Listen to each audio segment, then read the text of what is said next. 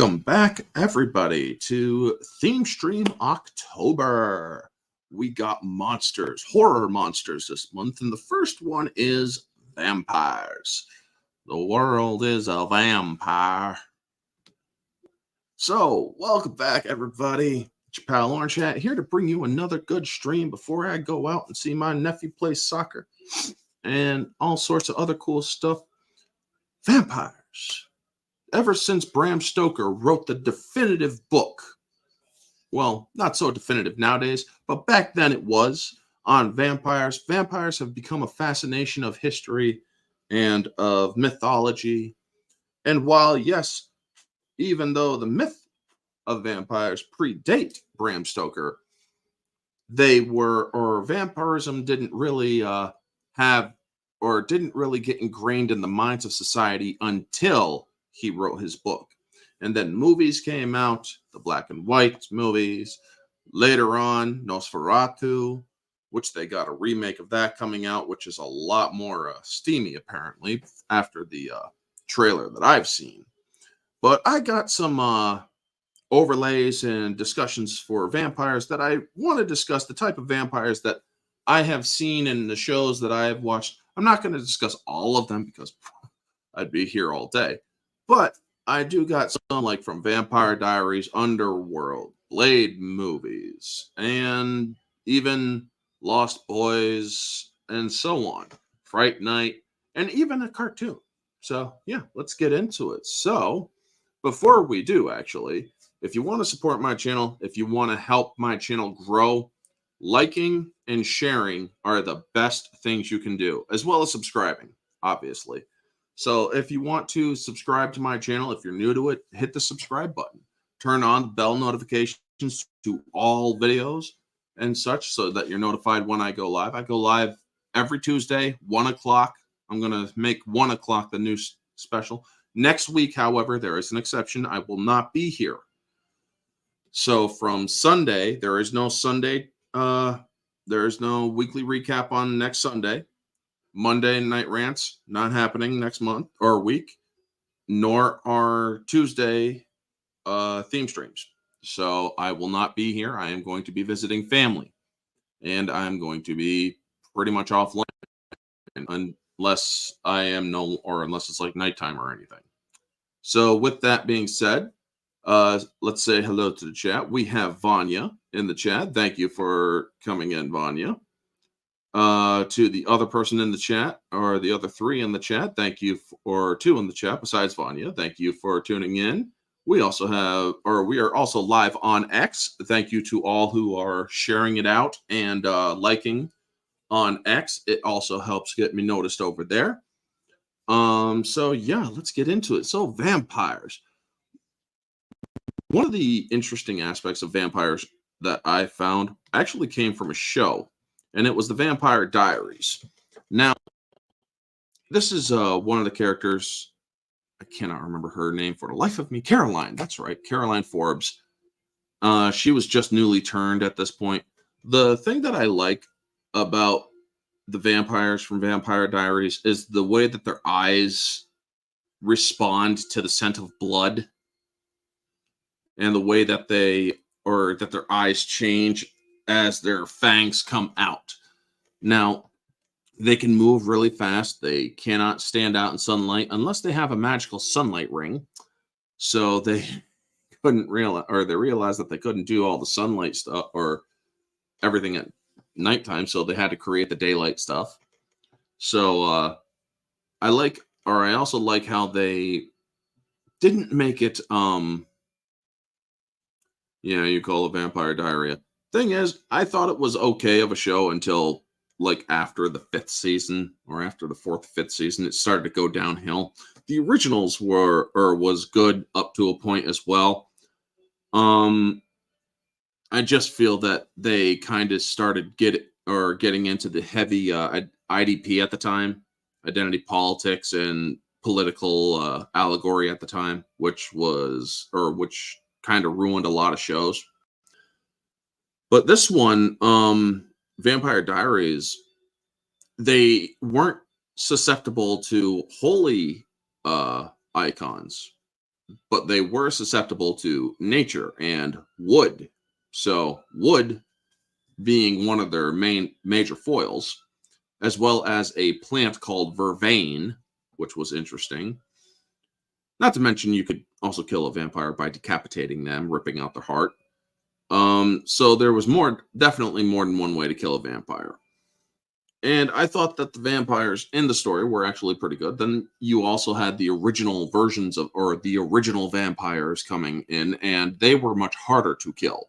You could only kill them by using a white oak stake, a very special wood from a tree that they were created near, or that was used in the ritual to create vampires at the time. So vampirism in the show was created by a Viking witch and other witches as well, or to be a foil against werewolves.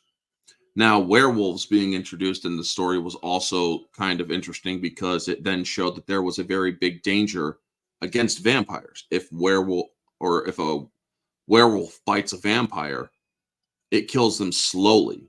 It makes them hallucinate.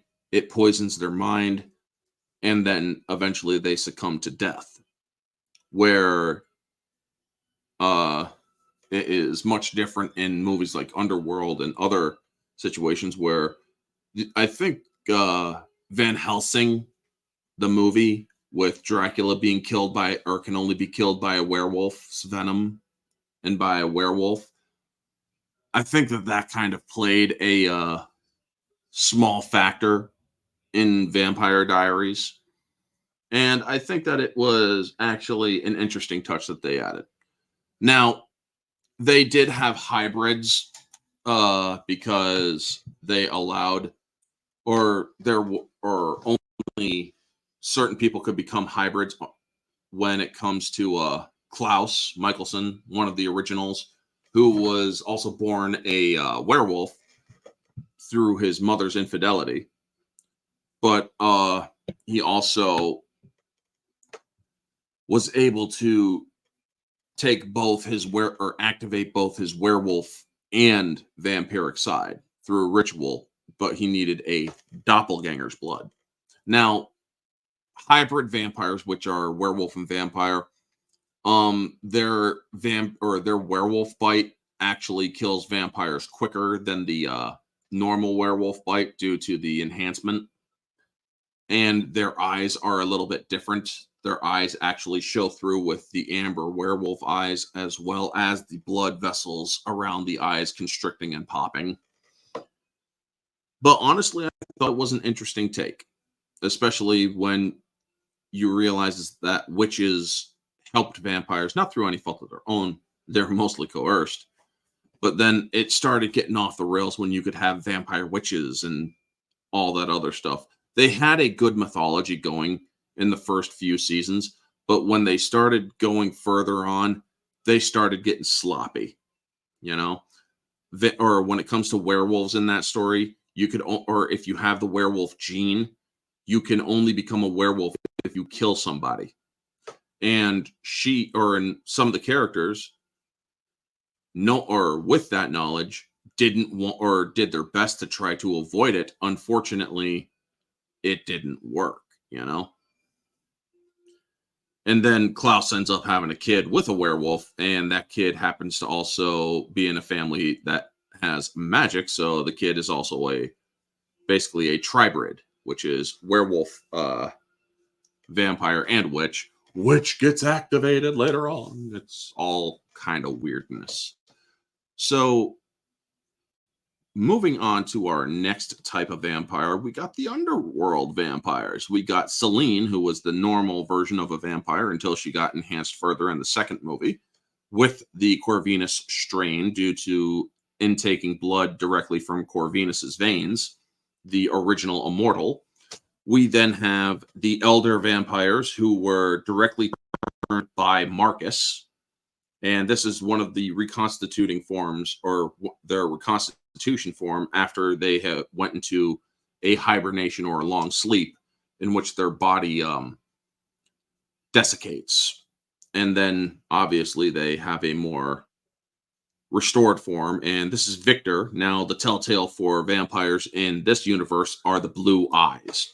Now, they can usually change their eyes back to normal to blend in, but some vampires, like Victor, does not do that. He leaves his eyes in blue because he is very much hateful. He does not let, or he's constantly in a predatory state.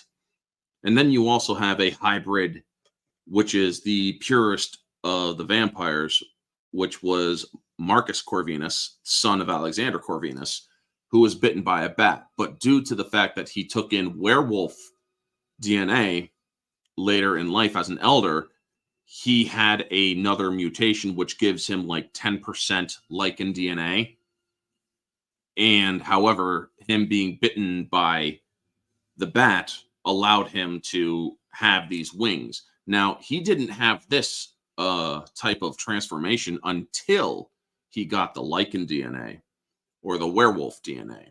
Now, we will discuss werewolves in 2 weeks, folks. I will show you werewolves and the hybrids of werewolf and vampire because they fall more under the wolf or the wolf side.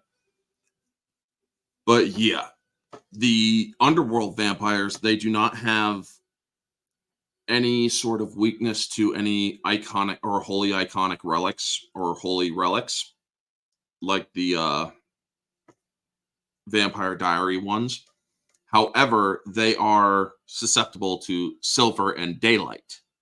So silver played a or not silver, but it was ultraviolet light only. That was actually, so that's my mistake. Oops, big oops. UV rounds or daylight harnessed as a weapon or daylight itself could be deadly to them. I do not know of the Near Dark movie, so unfortunately, no. But the vampires that come from Underworld, let me get this one down. Now, the vampires that come from Underworld, they can survive daylight if they have, or if they intake Corvinus's blood or his purity, or if they have his pure blood in him or in them. So there's only two living vampires in the Underworld universe that have the Corvinus strain in their DNA. That's Selene, and that is her later mate and also fellow elder by the end of Blood Wars. The son of Amelia, I can't remember, David. So yes, David takes in some blood from Selene when she revives him after he got killed by an Uberleichen, and he then is able to walk around in the sunlight. Now, this is an interesting universe because they push it forward to 1,000 or to a few hundred years in the future because she has said, I have lived 1,000 years, I may live 1,000 more, or I may die tomorrow at the end of the movie. And a lot of people don't really catch on to that. Even the wiki didn't catch on to that when I was looking up some Underworld stuff. So I actually edited in that it's like she has lived 1,000 years. So that means that they are actually very far into the future, but are by the end of the series, where Underworld Awakening was a different, or was a little bit into the future after humanity, or after the war spilled over and was exposed to humanity.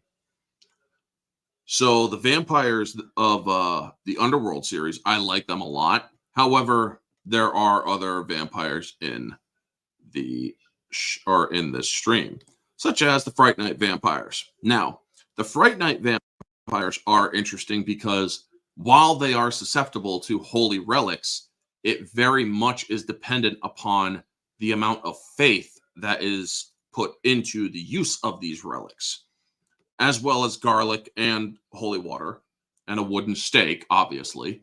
However, if you are trying to use a cross against one of these vampires, you need to have devout faith in order to actually get that vampire to back off. Because in the original Fright Night movie, They actually, or he's like, you have to have faith for that to work on me. And when he finally does bring his faith to bear, it actually starts to repel him. So they actually showed that in the movie, which was nice.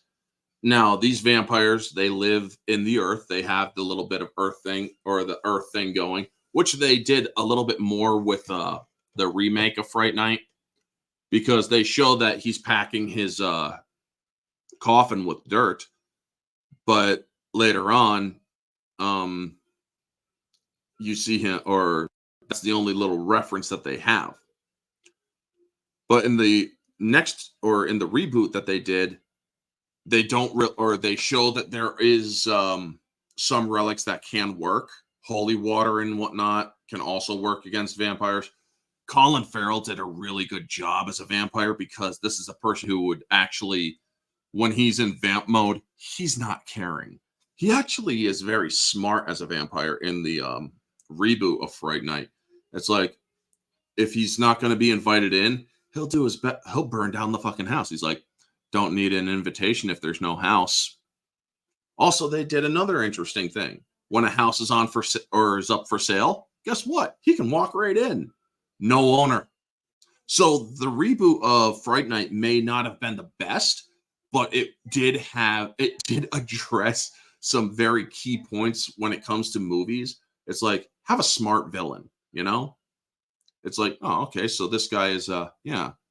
So if there's no house, I don't need to be invited. I'll just burn your ass, or I'll just burn the house to the ground to get your ass out. There you go. Or then there's other things as well. I mean, it just works very well with those vampires. And immolation is also a thing that vampires. Oh, the Dusk Till Dawn ones. I don't have any, or I will talk about them. However, I do not have any pictures or overlays because I really didn't think about it until later. Sorry about that. But you do got a good one there, and I will actually touch on those ones right now, because honestly, I was just about finishing the Fright Night ones. So the Dusk Till Dawn vampires. Where the hell are my comment section? There it goes. The Dusk Till Dawn vampires. I do like them. They are very much vampire like. They have, or when they all go into vampire mode, especially the bats that turn into vampires later on, they do not really resemble human. They are full on demonic vampire. The ones that are human are more in control. They're older. I think they did a good job with that. Santanico Pandemonium, played brilliantly by Selma Hayek. I thought that her more cobra snake demonic vampire look was pretty good as well, because it shows that she was of a line of vampires that was older, even though they showed that she was basically over 100 or some odd years old. These are more Aztecian vampires, south of the border vampires, which was a nice touch. But yes, also holy relics work against them. Even just crossing or putting two things together like this could actually repel these vampires. It wasn't just about faith; it's the fact that they fear the symbol alone, but also using the water balloons and condoms for with holy water worked too. But their bodies are also very frail, so those were interesting vampires. But they were also extremely voracious, and if you're even bit or scratched by one of them, you will turn. And it takes not too long to actually turn, because eventually when you do turn, there's no cure for it. You got to be killed. And I like that, because what's her name, Juliette Lewis, in the movie, she loses her father and her brother to vampirism. I mean, she actually has to kill her her brother before he turns, because he's about to be killed anyway. But her father ends up changing or mid battle in the end of the movie, where he attacks his son, and he told him, I want you both to swear to God that if once I turn into a vampire, it will kill me. And the boy kept to his word. He actually kept his word and killed his father because, well, his father turned and he swore to God to do it. They show her in Origin 3. Yeah, exactly. Santanico Pandemonium. And I like how Tamara Morrison played her father, which was an interesting touch as well. So those vampires were actually very good. They do deserve a spot on here. Unfortunately, I did not get the chance to put one of their overlays up here. So moving on to the next ones, which I like. The Lost Boy vampires. Now, these ones are interesting because normal they have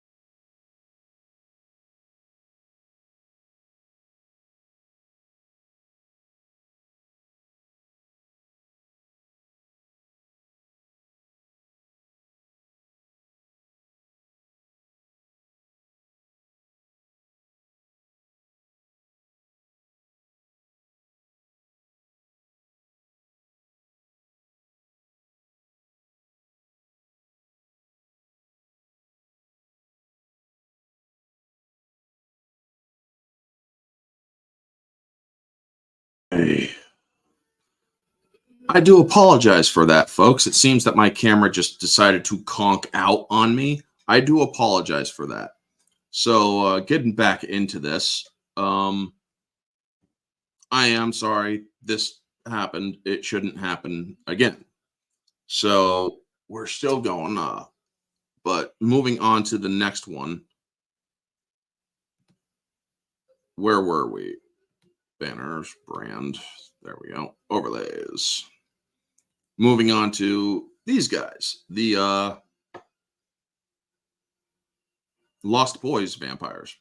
Now, Lost Boys vampires are interesting because, as I said, Master Class and Vampire Class, or the lower class and the Master Class for these vampires, is interesting because if you are a Master Class of these vampires, you can actually you are not susceptible to certain rules like garlic. You are, if you are invited into a house, you are not repelled by a cross or anything like that. Once you are invited into a person's house, apparently you are susceptible to the type of or you are only susceptible to death through immolation and sunlight. So that is an interesting take on the vampires. I really think that is something that or that they kind of blew out of, or they really didn't put into proper perspective later on. because the rules were kind of hit and miss. You had the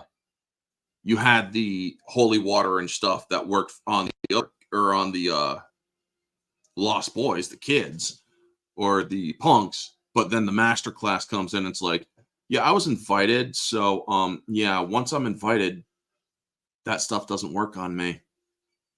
And it was truly an interesting take because it's like, holy crap, now how are you going to kill this guy? You know? How do you kill somebody who is essentially immune to those types of weaknesses that the other vampires have? However, him being stronger and being a master, well, he doesn't have that. It really is an interesting conundrum that they did in the first movie, but the second and third movie, they didn't really address those very well, you know, which kind of well, it really did make the other movies less impactful because there were less stakes. The next type of vampire is one of my favorite because I actually watched Hellsing Ultimate abridged, and then I watched Hellsing Ultimate. Now, Hellsing Ultimate is interesting because this is Dracula. However, he goes by the name Alucard in this one. And he is under the direction. He is actually a or sort of enslaved to a Protestant holy organization, the Iscariot organization, Judas Iscariot, you know, which is kind of odd. So, yeah, they're constantly at odds with the Catholic Church because they're Protestants. But I like Alucard in Hellsing Ultimate because he can do anything. He is the original vampire. Vampires or you can only be a vampire in that show if you are a virgin. You can only be turned into a vampire if you are a virgin, or if you're changed by Alucard himself. And if a vampire bites somebody who is not a virgin, they turn into a ghoul, as they call them, or a more zombie-ish version or a more zombie-like kind of creature that has absolute hunger. Let's see or don't forget Blade. Oh, I will get to Blade. Don't worry, Blade's in here. Don't worry, Blade is in here. I'm not going to touch True Blood. That I didn't watch enough of it to really get into that. I tried watching True Blood, but it got weird really quick. And when I say got weird really quick, when you're having sex on the ground in the dirt, that's kind of fucked up, you know? It's kind of fucking weird. True Blood was rather a physically a non-starter, you know? There was nothing that I could really watch after. I think it got into the third season, and it's like, this is just too fucking weird. But getting back into Alucard and Hellsing Ultimate, this dude gains his strength and is very hard to kill. Now, yes, holy relics can be used against Alucard. However, the abridged version basically covers it. He has essentially a life hack where all the people he has killed, he has drawn into himself. All the blood that he has fed on, he has drawn into himself. However much, or he feeds on death. He started going around whenever he killed somebody, drank from them, he absorbed their souls, their life force, and he could draw upon them later on. So when he purges or purges his life hack, when he uses it, when he goes all out, he can draw upon the millions of people that he killed and use them to basically be an undead army. That was something that was interesting because but also in that bit, he is there or later then vulnerable because, well, after killing or after unleashing all the souls, he can't bring them back in to himself. He uses them to the point where they all got purged after a holy relic was used against him, which was one of the stakes that pierced Christ's body in the show. And then Alexander Anderson became a holy relic unto himself and tried to kill him. Didn't work because he managed to overpower even that level of holiness, and would then later on keep going up. The only thing that really could stop him after he started taking in all the death around him and started feeding off all of the death around him, taking in even more souls. Schrodinger's cat, which was one of the vampire Nazis, put the contradictory blood in him. So that was also interesting because it's like, oh crap, this character who is or can be both dead and alive, a living contradiction, being infused into Alucard. Well, yeah, there you go. Phased out. How can he be alive and or not? It basically separated his mind from his body into the point where he had to find himself again, essentially to reappear, which he does at the end of the series. Like many years later. It took him like 30 odd years to come back. But yeah. Also his ability to summon demons and whatnot is an interesting take because yes, he is a devil. He turned his back on God due to the fact that he felt God turned his back on him. So getting on to the next vampire type, we get Dracula 2000. Now, Dracula 2000, Gerard Butler's version, this is not the Dracula from Bram Stoker. It is a while Bram Stoker is indeed mentioned and Dracula is indeed, or his book was also written, it was in fact based on a bigger truth. Vampires like him, or like this version of Dracula, did not come to power from Vlad, or was not Vlad the Impaler. He was literally Judas Iscariot, the betrayer of Christ. Whenever a holy relic or a Bible was put in front of him in this movie, he doesn't react with being afraid. No, he gets pissed. Or if he sees a cross, he destroys it. If he sees the Bible, I love what he's like. One of the people brands a Bible up against him, brandishes a Bible, and he's like, propaganda. He absolutely hates everything about God and Christ and Christianity. And this is something that Abraham Van Helsing has actually learned and continued to focus on, trying to find out how best to kill him. Because yes, you could use silver. Yes, you could use a stake. Yes, you can do all that to slow him down.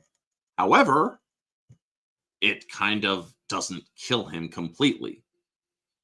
The thing that did kill him was the fact that he was hung in daylight, which was how he tried, or which was what he tried to do back when, after he betrayed Christ. He had remorse and tried to hang himself because of what he had done. Unfortunately, the rope snapped and he was cursed to never again be able to walk in daylight.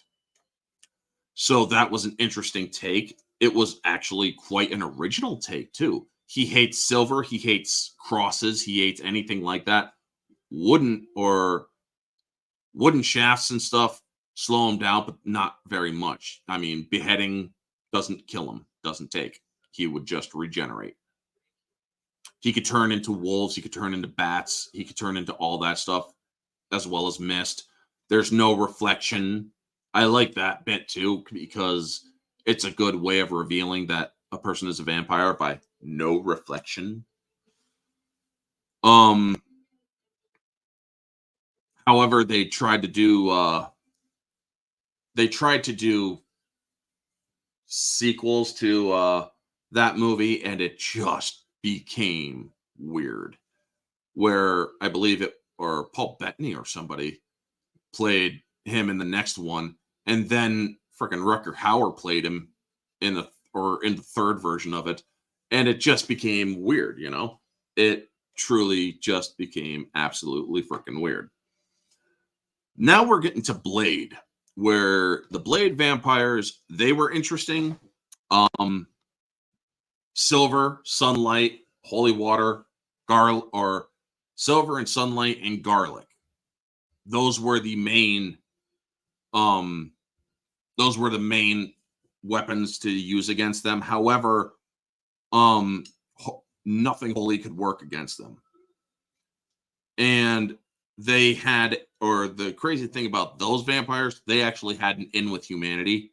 They had a sort of agreement with humanity to, you keep to the night, we'll keep to the day.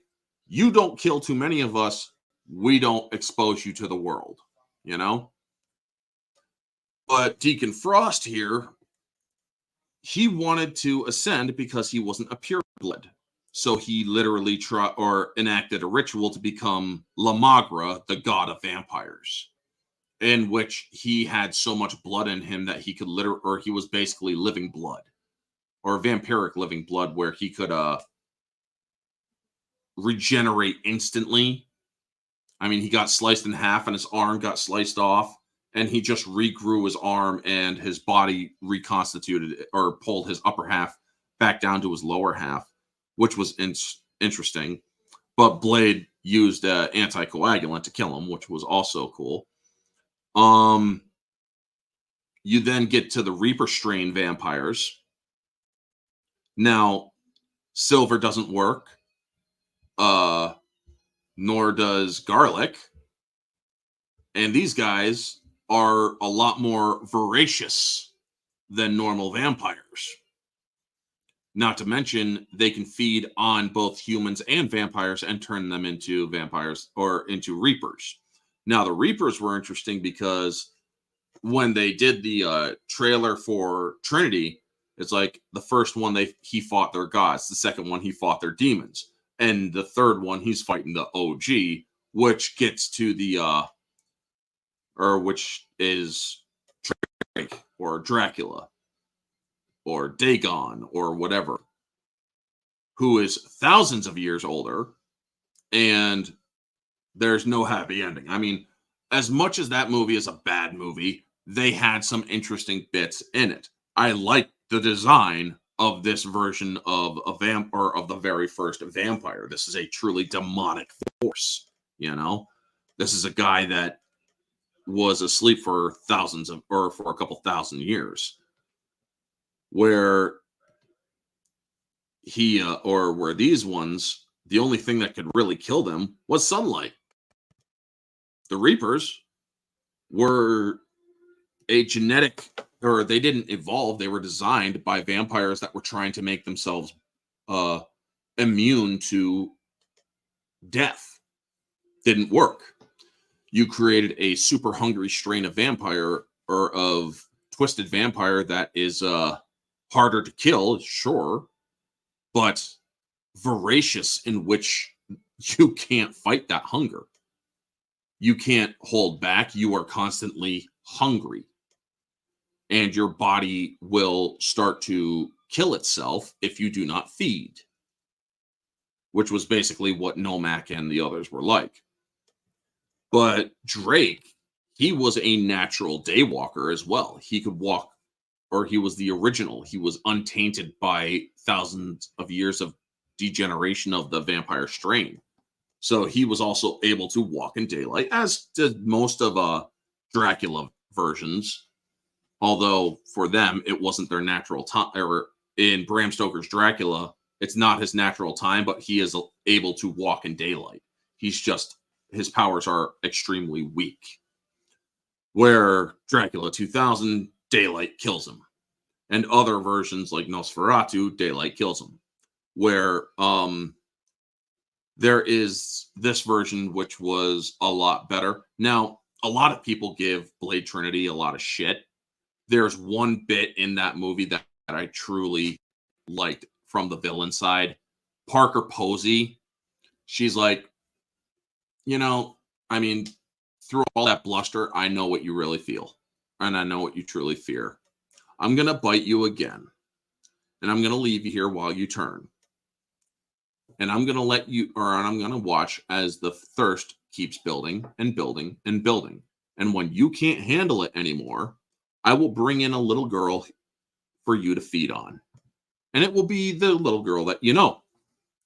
And you won't be able to hold back. That's how evil that bitch was in that movie.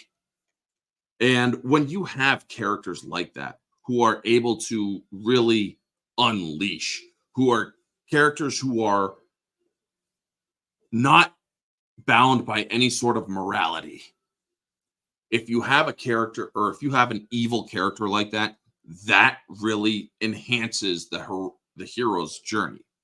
Because when you are dealing with absolute evil, you need something of a little bit more purity or even something a little bit more monstrous to actually destroy it. Blade managed to just get or scrape by against Drake. You have the two different endings in which Blade gives in and in which also Blade is not dead and drives off. But yeah, there are the unrated version is that Blade's body didn't die because he was only half vampire. And so he would then go on to continue the fight, Where in the other one, he still survived, but his body changed into Drake at the end. So it's like, it wasn't him, But yeah, folks, that's basically going to be it for the vampires. They're not next week, but 2 weeks from now, there will be werewolf. I do believe. Yep, I have werewolves slated for next. Thank you all for tuning in, Vanya and anybody else on Facebook and X. I'm sorry that X kind of got canceled out because my internet issue, or actually my camera issue right here, this little fucker. But thank you to everybody who tuned in. Y'all are freaking awesome, folks. Thank you for your patience and support for this channel. Tonight, I will be back to be on the Barroom Podcast with Society Reviews and Cider in them so that we can talk some interesting topics. And yeah, we'll discuss that stuff later. So thank you all, everybody. Y'all have a wonderful day, night, wherever you're from. Hope it's a good one. And I will see you in 2 weeks because, actually, Orange Hat Uncensored is still on schedule, but Sunday to Wednesday next week, not going to be doing streaming. So I will try to get more content for you guys out as the day goes by. I do have that Zachary Levi video, which is kind of a good video that you should check out because it shows a lot of what's going on in society today and how society has really started to devolve. So thank you for tuning in. This has been Orange Chat. Y'all have a wonderful day, and always remember to stay humble. Are you done? Are you done?